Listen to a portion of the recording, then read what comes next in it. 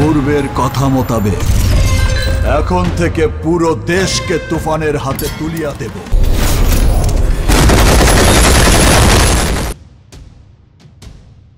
শাকিব খানের বিগ বাজেটের সিনেমা তুফান মুক্তি পাবে আসন্ন ঈদুল আজহায়। মুক্তির আগেই পুরো দমে চলছে এই ছবির শুটিং। ইতোমধ্যেই প্রকাশ পেয়েছে তুফানের পোস্টার ও টিজার, যা বেশ সাড়া ফেলেছে দর্শকদের মাঝে।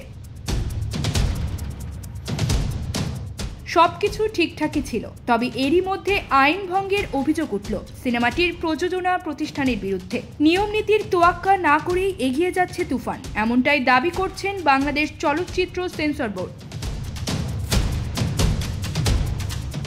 সম্প্রতি প্রকাশ পেয়েছে তুফান ছবির টিজার। সিনেমাটির বিরুদ্ধে অভিযোগ, সেন্সর ছাড়পত্রবিহীন টিজার প্রেক্ষাগৃহে প্রদর্শন করা হয়েছে। বিষয়টি নিয়ে গণমাধ্যমে কথা বলেছেন সেন্সর বোর্ডের ভাইস চেয়ারম্যান খালেদা বেগম। তিনি জানান, সেন্সর বোর্ডের অনুমতি ছাড়াই নারায়ণগঞ্জে গুলশান সিনেমা হলে গতকাল 10 মে দুপুর 12টার শোতে দেখানো হয় তুফান সিনেমার টিজার। বিষয়টি নজরে এসেছে তাদের।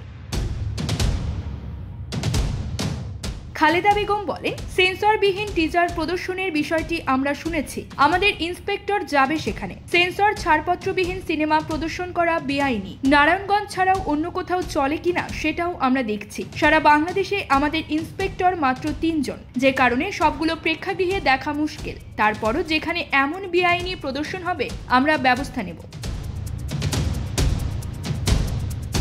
জানা গেছে, একজন গ্যাংস্টারের গল্পে তৈরি হয়েছে তুফান সিনেমা, যেখানে উঠে আসবে 90 দশকের চিত্র। সে সময়ের এক নামকরা গ্যাংস্টারের কাহিনী নিয়ে এগিয়ে যাবে তুফানের গল্প।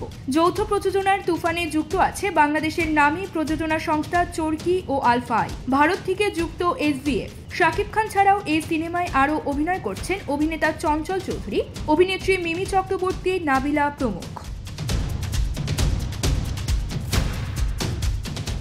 নিউজ ডেস্ক, সংবাদ পরিক্রমা। তুফান, খুব ভয় পাইছি রে।